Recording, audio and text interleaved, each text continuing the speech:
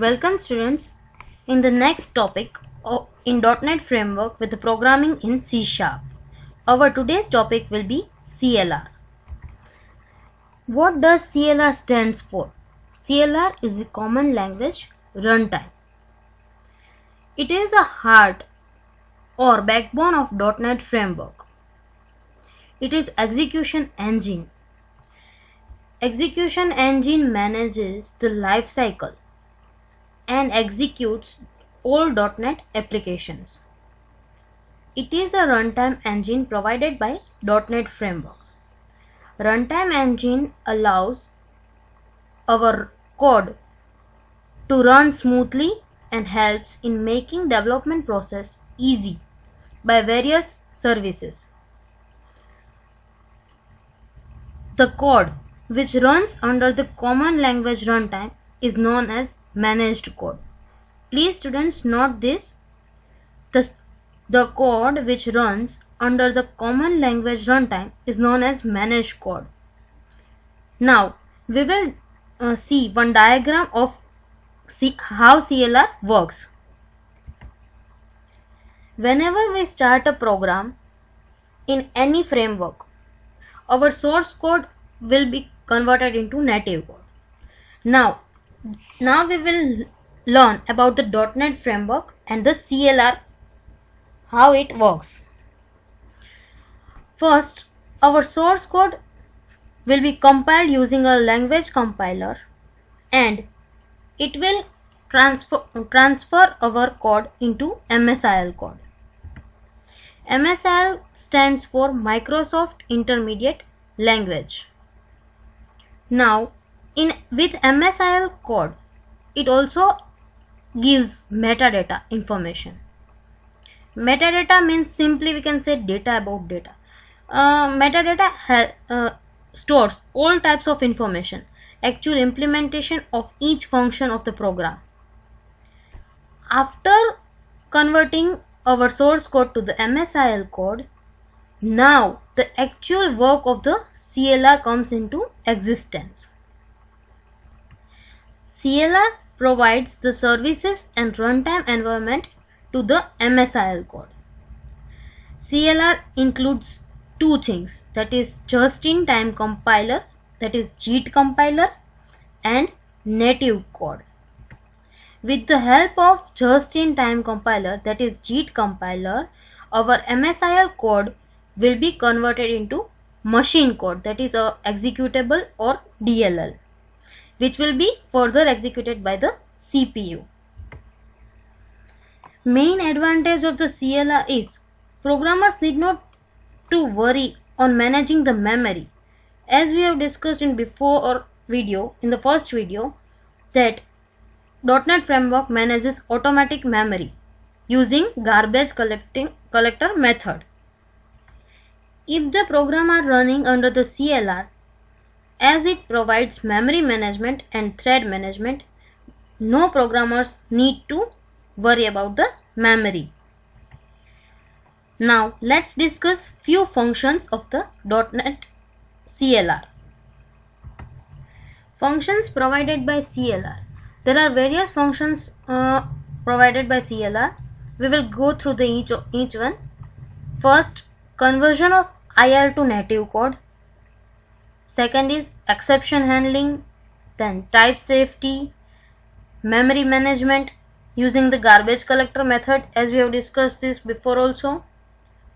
It provides security, improved performance, language independency, multi-language we have discussed in the feature, platform independency, architecture independency. These all are the functions provided by the CLR. Now let's discuss few components of the CLR. There are various components provided by the CLR. We will go through each one. First is class loader, second MSIL to native code, code manager, garbage collector, thread support, exception handler. First we will go through the class loader. Class loader means it is used to load all classes at the runtime. Next, MSIL to native code. The just-in-time compiler, JIT compiler we have discussed, that will convert MSIL code into the native code. Native code is an executable or a DLL, which can be run by CPU. Next component of CLR is code manager. It manages the code at runtime. Garbage collector method. We already know about this method. It manages the memory, collect all unused objects and deallocate them to reduce memory. Whenever we have created some objects and that object work is completed, at that time garbage collector method will collect that unused object and it will deallocate from the memory. Thus it helps in memory management. Next is thread support. It supports multi-threading in our application. Exception handler. It handles exceptions at the runtime. Now let's discuss few benefits of the CLR. First benefit is performance improvements. Using CLR, our performance will be improved as it helps in memory management, as it is a secure, as it is a platform independent, language independent, and so on. The next benefit is ability to easily use components developed in other languages. We can use components which are developed in other languages. Language features such as inheritance, interfaces, and overloading for object-oriented programming. CLR provides inheritance facility, interface features, overloading, and object-oriented programming. Next is support threading that allows creation of multi-threaded scalable application. Then support for exception handling. As we have discussed this few of things in the features itself. Next is garbage collection. And last, use of delegates instead of function pointers for increased type safety and security. It means that first in C language and all we were using pointers, but in C#, in .NET framework, using CLR, we will use the delegates instead of pointers, because pointer was not a safe and secure. So using a delegate, it will increase our type safety and the security. Next topic is Common Type System, CTS. CTS stands for Common Type System. For communicating between different programs written in any .NET compliant language, the types have to be compatible on the basic level. As we all know that every programming language has its own data type system. So CTS is responsible for understanding all the data type systems of .NET programming languages and converting them into CLR understandable format, which will be a common format. The actual definition of CTS is a collection of data types which are used and managed by the runtime to facilitate cross-language integration. What CTS ensures that the objects which are written in different .NET languages should interact with each other. The root of CTS object hierarchy is system.object. Please note, the root of CTS object hierarchy is system.object as a base type from which all the other types are derived. In .NET, we can write code in any language, but then IL code should be able to interact with each other. So there has to be a common way to which we define all supported types.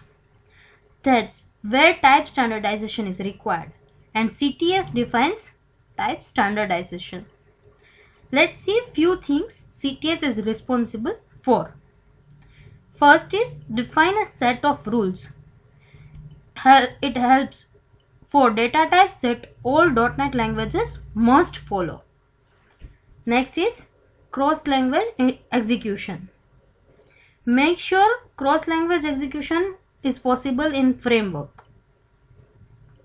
Next, provides a library that contains the basic types used in the application development like string, byte, character, date, etc.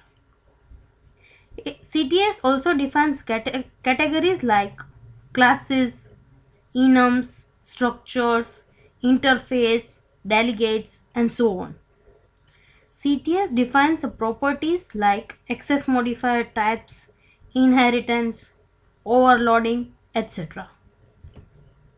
So by this we can conclude here that CTS is nothing but a common data type platform where you write your code either in C# or in VB or in any .NET supported programming languages. All the data types of these languages get a common data type platform which is known as Common Type System, that is CTS. The main benefit of CTS is it allows programs written in different languages to easily share information. Now let's see two types of CTS in .NET Framework. There are two types of CTS in .NET Framework. First is value type and second is reference type. What value type does? Value types will store the value directly into the memory location. The value we have assigned in any data type or in any variable will directly store it into the memory location. This type works with stack mechanism only. CLR allows memory for this at compile time. When we compile our program, it allows the memory to locate this value type's value. Now next is reference type.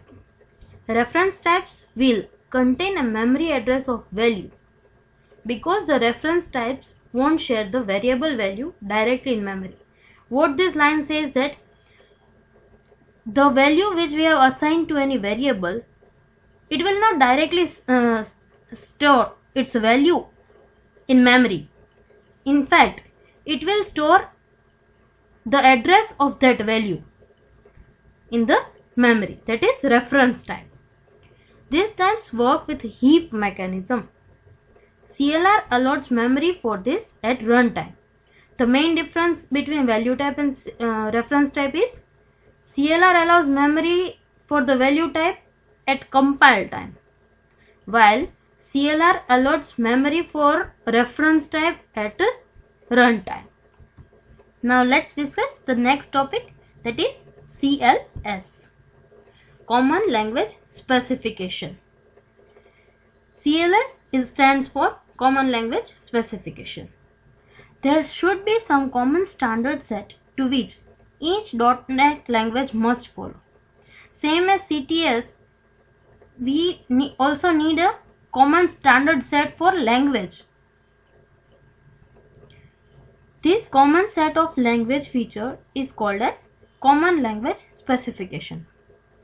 CLS is a subset of CTS. We can also say that CTS forms a subset of CLS. Vice versa, CLS will be a subset or CLS is a subset of CTS. It serves as a guide for library writers and compiler writers. CLS is nothing but it is a set of guidelines or rules. All of the rules in the CTS also apply to the CLS. The rules of CTS and the CLS will be same, but please note that CLS rules are more strict than CTS. How? If a component is built using the rules of CLS only, that is, it exposes only CLS features in its API, it is said to be a CLS compliant. Please note, any component which is built only with the rules of the CLS, that is known as CLS compliant. it is responsible for converting the different .NET programming languages, syntactically rules and regulations into CLR understandable format. CTS is responsible for converting different .NET programming language, syntactical rules and regulations into CLR understandable format. Basically, CLS provides the language interoperability. Now let's see what is language interoperability. Basically, CLS supports the language interoperability. Language interoperability is nothing but a means to provide the execution support to other programming languages in .NET Framework. Language interoperability helps in cross-language inheritance and cross-language debugging. Now let's see how language interoperability can be achieved. Language interoperability can be achieved in the two ways. That is managed code and unmanaged code. Now let's see what is managed code. The MSIL code, that is Microsoft Intermediate Language Code, which is managed by the CLR, is managed code. Managed code is always executed by a managed runtime execution rather than the operating system directly. For managed code, CLR provides three .NET facilities, that is CAS, code access security, exception handling and automatic memory management, that is garbage collector method. In short, we can say that code that targets directly to the CLR is managed code. Please note, managed code provides platform independence as it converts our source code to the IL code. Now let's see what is unmanaged code. Code that does not target CLR is unmanaged code. Vice versa of managed code. Code which targets CLR is managed code, while code that does not target CLR directly is unmanaged code. Rather, unmanaged code targets processor architecture, which is dependent on our computer architecture or the operating system architecture. Before .NET development, the programming language like C, C++ and so on, they do not use to generate the source code into MSIL code. So these are not managed by CLR. Rather, it was managed by the operating system directly. That is, unmanaged code is managed by operating system directly. As we all know that in .NET Framework, our source code will be converted into MSIL, that is Intermediate Language Code or the Microsoft Intermediate Language Code. Any language which supports or which converts source code into MSIL that are managed code. Other languages which do not convert source code to the IL code, rather it directly converts to the native code, is unmanaged code. If we want to execute the application in different machine, we need to recompile that application in respective machine if the code is unmanaged code. It means it is directly executed by our operating system. That's it for today, students. Thank you.